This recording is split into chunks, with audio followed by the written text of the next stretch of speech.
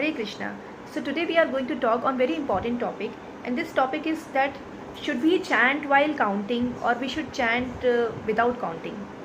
So why I am discussing this topic today? Because one story came in front of my eyes which I wanted to discuss with you. And the story is like this, that there was one milkmaid and she was actually giving milk to all the people who were coming there, and she was like actually counting and then giving. So she wanted to measure it, so after measuring it she was giving it. But when her known person came to her, when her lover came to her, that time she didn't count. So that one saint was watching from far, and he was like thinking that when this simple milkmaid can give milk without measuring it, then why I am required to measure my love, why I am required to do chanting while counting.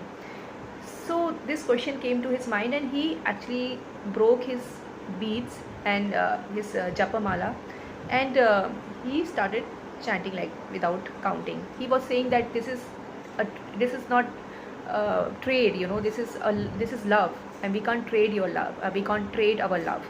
So this is what his thinking was. Now the question is that is he thinking correct? So why I'm saying that this thinking is not correct when you have started the spiritual practice, when you are at the neophyte stage, that time you cannot start like this.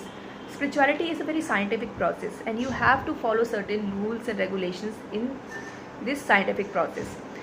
So what we have to start with, we have to start while counting, we have to start with some certain regulations. Even Chaitanya Mahaprabhu, he was counting. He himself is an incarnation of Radha and Krishna, such an exalted master, such an exalted spiritual leader. Still he was counting and chanting. Haridas Thakur was chanting 3 lakh rounds every day.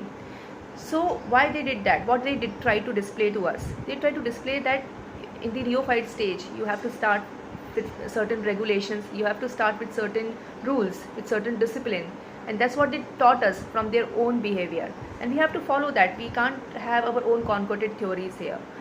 So that's the reason we are counting and then chanting. Second reason is that we are actually following the combination of Vaidehi Bhakti and Raganurag Bhakti. So in Vaidehi Bhakti, we have to follow certain rules and regulations, and gradually we have to take ourselves to Raganurag Bhakti. Some devotees are in between. They are actually having both the combinations, Raganurag and Vaidehi Bhakti. Some devotees are more advanced and they are more towards Raganurag Bhakti, but still they are maintaining certain rules and regulations and certain disciplines. Because the non-counting of beads is actually, will lead you towards nowhere. And we have to reach to certain level. After that only we can leave all the rules and regulations. We have to reach to the level of Mirabai. We have to reach to the level of Hanumanji. Hanumanji was looking at every beads, and he was trying to find out Lord Ram over there. So are we there at that stage? No, we are not there.